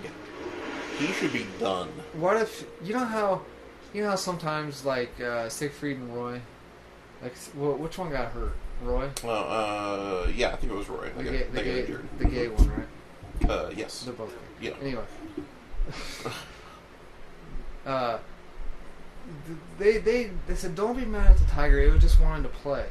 Maybe the shark was just like, hey guys, I'm the nice one. Could be, maybe it's just pull, they're just pulling his leg. Yeah, we're lonely in this room. Who do you think's cooler, Thomas Jane or Jason Statham? Like, as far as shark killers, like shark badasses go. I'm gonna go with Jason Statham. You motherfucker! Get out of your own apartment. Hey, I do say that Jason Statham, like, he portrays a different type of badass. Yeah, the non-realistic. I can literally do anything. Yeah. Although, I would listen to Jason Statham go Megalodon a lot more times than hear Thomas Jane do it. And and you know how big of a fan of Thomas Jane I am. Absolutely, you watch his birthday every year. Every year, no sleep, Jane. Who do you think looks better in a wetsuit? Thomas Jane. Yeah, I don't think Jason Statham could pull off the sleeveless one. No. Jason Statham forever will be handsome Rob to me.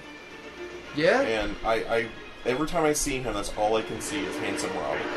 Now, talking about guys with long hair, it was a wig, but he had long hair and... I believe that's our quota of 4, ladies and gentlemen. And Revolver, Jason Statham. Mm-hmm. I liked it. Good, laid down good. Long hair doesn't look good on guys. Unless you're special genetics. And going along with me embarrassingly telling people at too old of an age to be doing it, recreating scenes from movies by myself. My mom has a pool. I wanted to be Carter in this movie. Okay. I recreated a lot of the scenes. In your pool? Going underwater, pretending like there's a shark. Way too old to be doing this. Not quite an adult yet. 15. All right. But way too old to be playing make-believe. You know what I mean? So, this And I understand what has happened in this movie so far, but this entire scene, all it reminds me of is Waterworld. Like, the fire's burning on the water for no real reason. It's and fuel, the it's the weird fuel source. structures. Just 100% reminds me of Waterworld.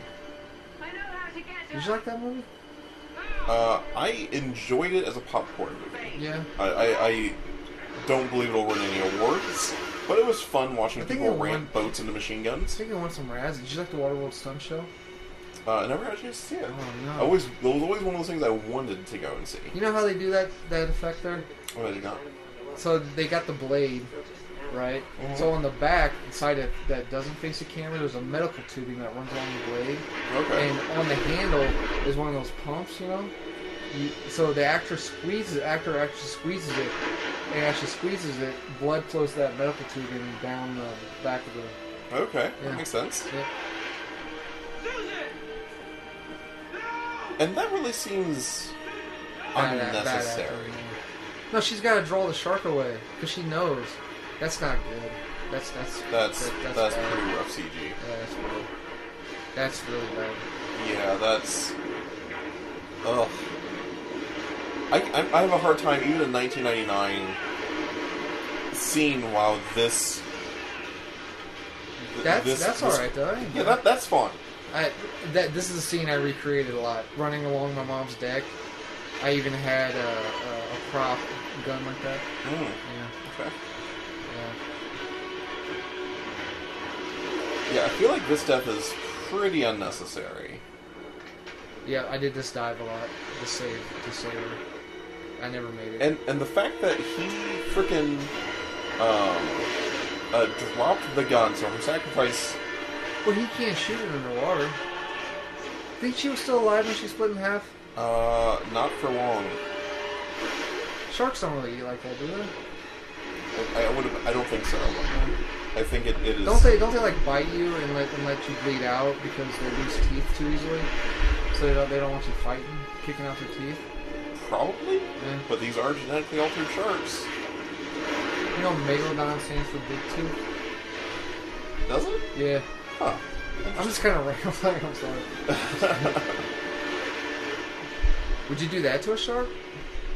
Right its fin? Do you think that's the scene Thomas Jane got to do at the end of the movie? That could be. Yeah. Either, both of them. I mean, I would do it. That would seem like a lot of fun. With the speed that's going, I don't think that's the scene. I think it's the first one we saw. That is definitely like a shark fin with motorboat on the back of it. Here's Deepest Bluest, Amy. Oh, Deepest Bluest. His head's like a shark's fin.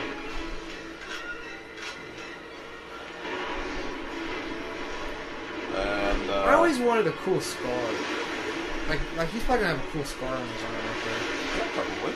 Because he was hemorrhaging. You know what scar I always wanted? The one across the eye. The one that all the cool guys have. Oh no. You know way too easy to be blind in that eye. Yeah, but you always get that cool... Oh, that sucks. Like, that's gonna leave a scar. That will leave a scar. Yeah.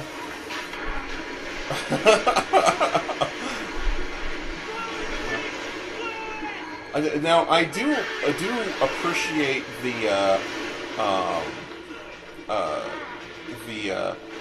realism there about it going through the fin and going into Thomas Jane's leg. We were talking about gilding the lily on our last film commentary with the scene in Mission Impossible, where Tom's being held.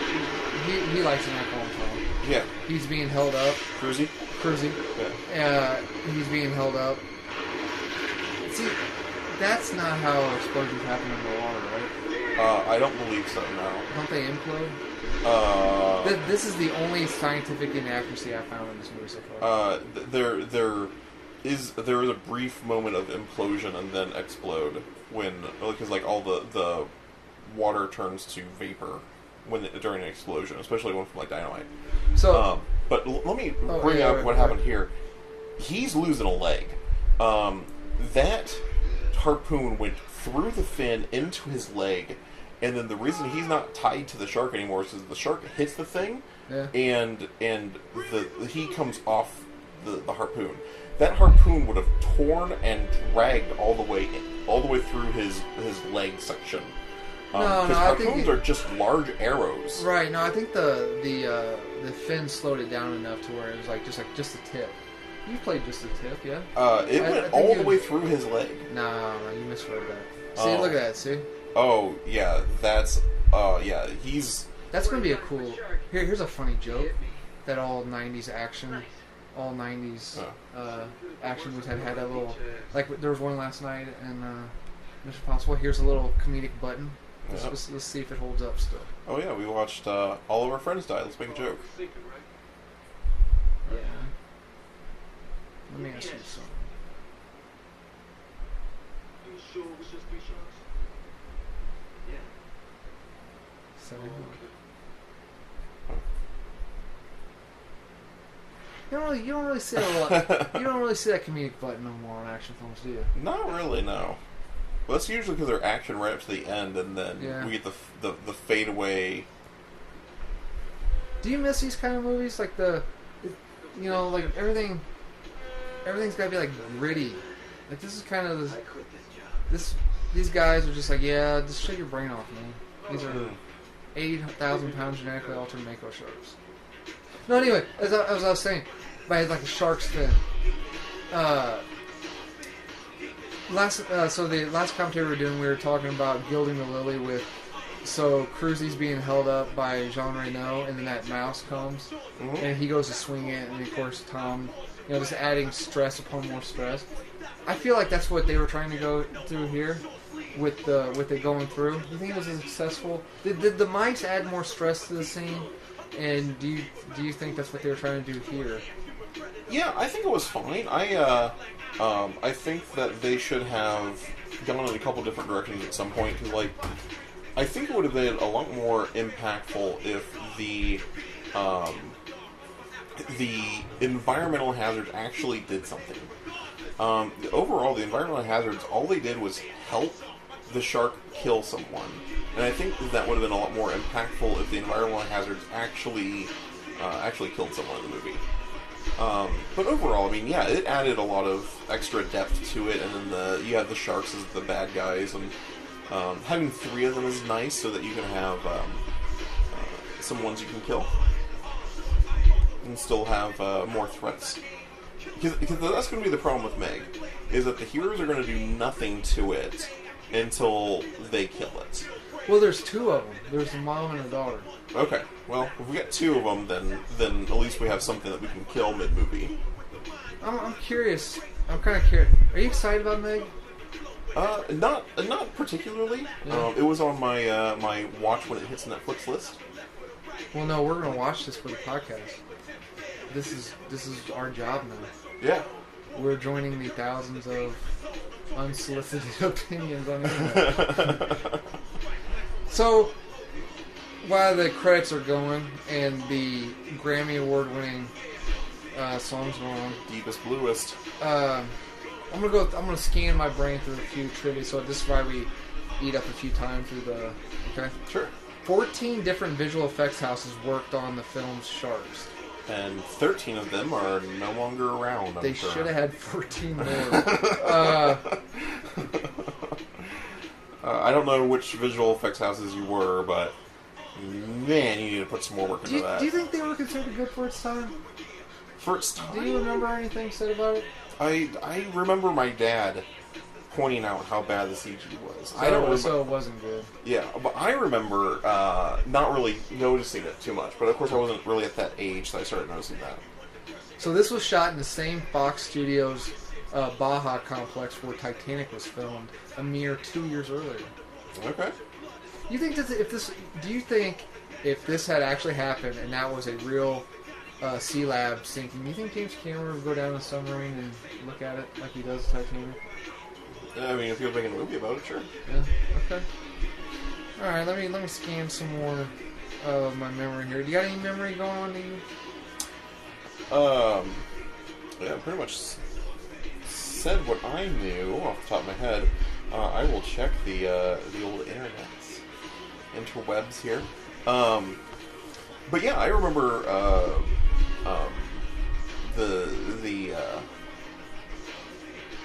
getting this movie and Dad watching it, and I remember going, "Wow, I enjoyed that," and Dad went, "Yeah, except for the sharks." And so it's like it's a good place to work waiting for the customers. Right, yeah.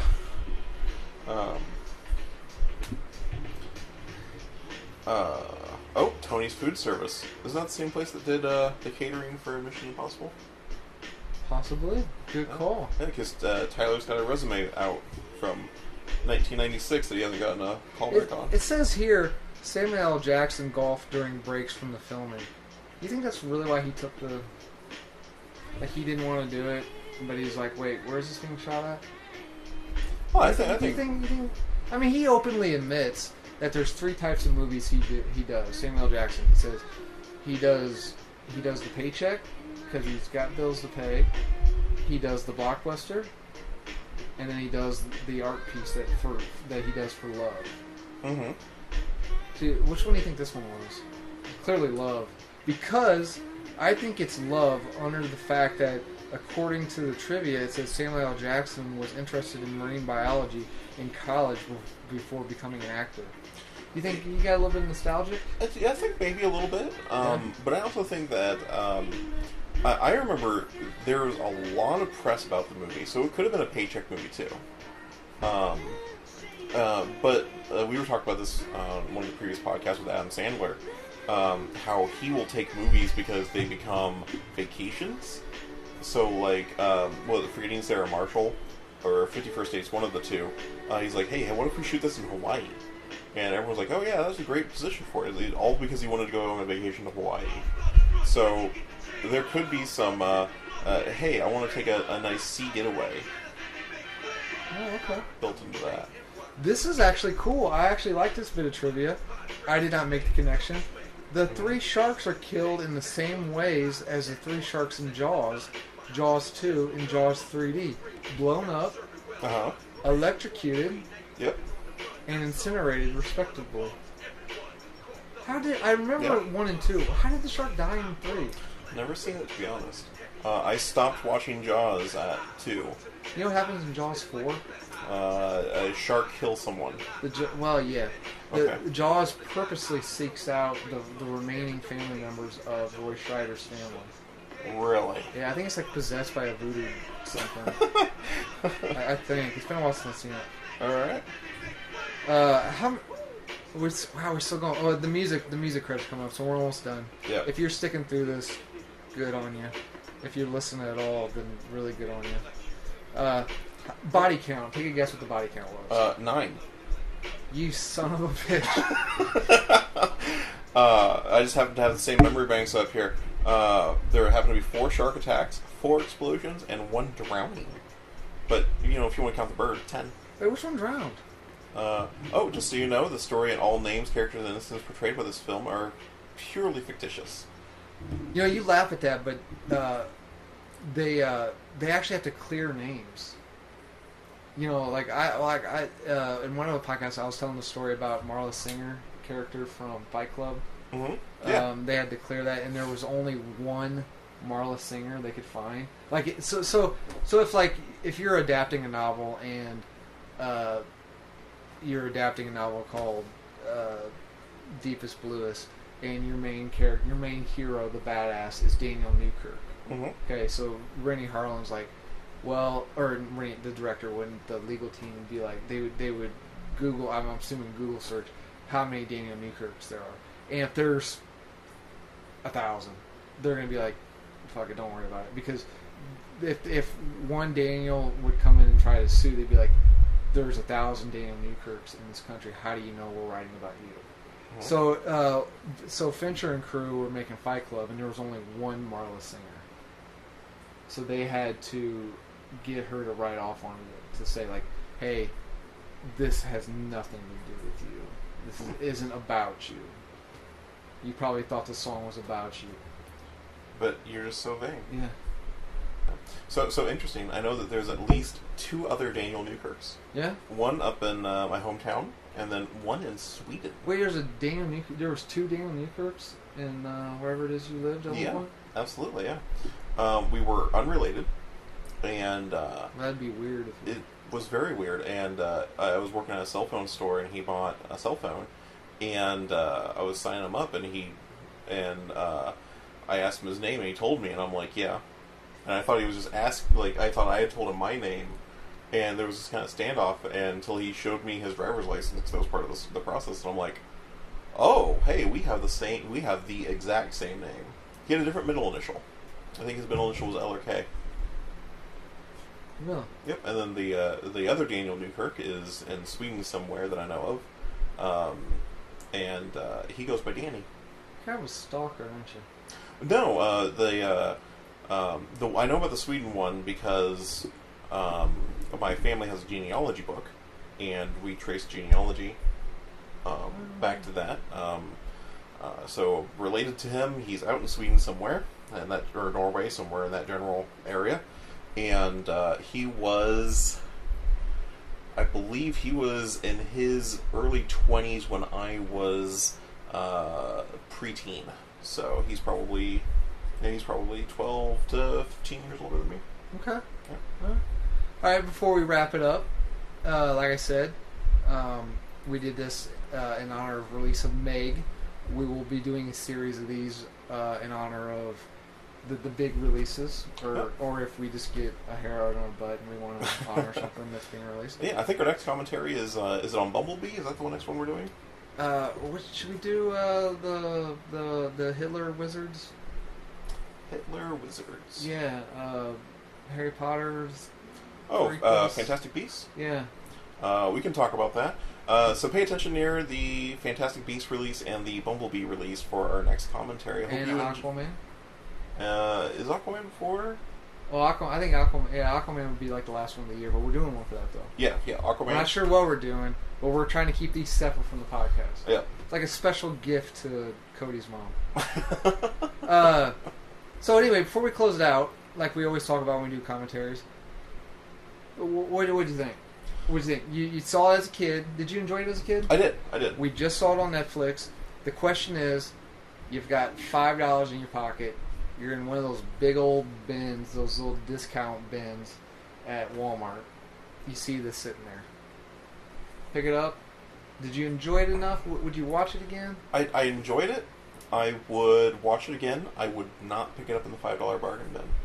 If I only have $5 and I have to pick up one movie in the $5 bargain bin, I would have to own a lot of the movies in that bargain bin to buy it. So definitely not this.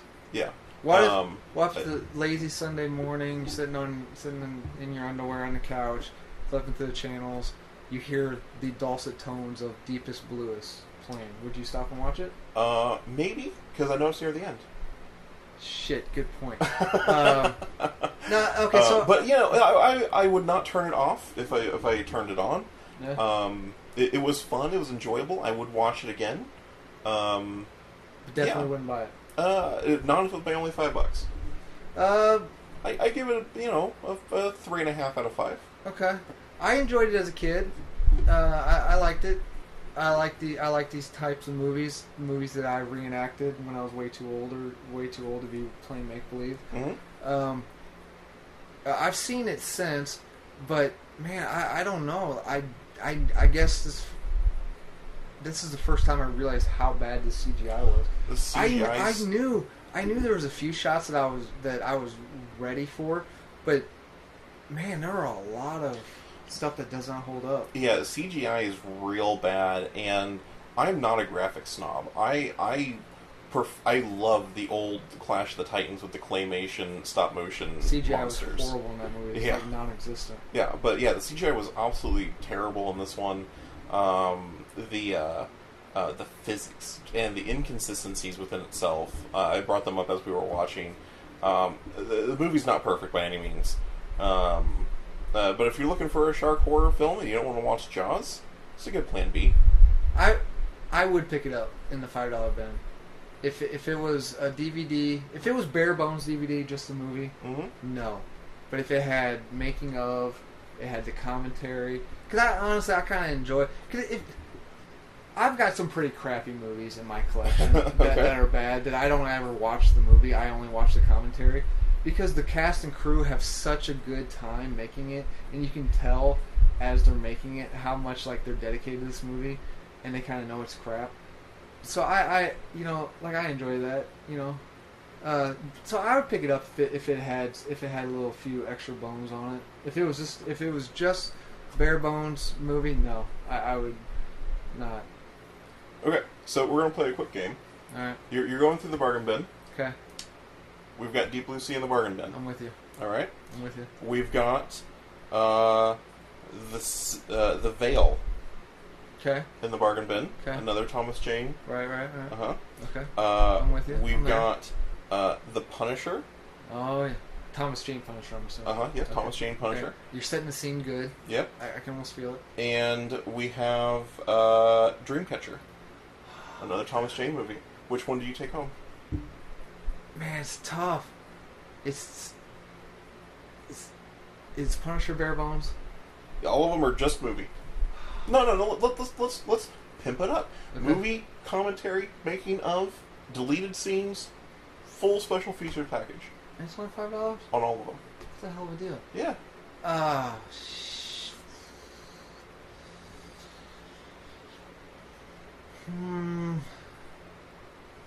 I go, okay. Alright. Dreamcatcher has two of my favorite actors in it. Mm-hmm. That's still a bad movie. Oh, I love Dreamcatcher. I'd go with Punisher. All right. I'd go with Punisher. All right. Deep Blue Sea, second choice? I'll do that. Alright. I'll do that over Dreamcatcher. I like sharks. I like Thomas. Yeah. Okay. Well, there we go. I always watch A Birthday on his birthday. Always watch his birthday on his birthday. I'm gonna go home and sleep, Daniel. I'll be honest with you. I have a 20-minute drive, so I'm gonna down some energy drink and then probably crash since I walked to the door. Sounds like a plan. Yes. All right. So, this commentary was recorded at the Great Lakes Avengers Damage Control Podcasting headquarters. Check us out on Facebook at Damage Control Podcasting. Yes.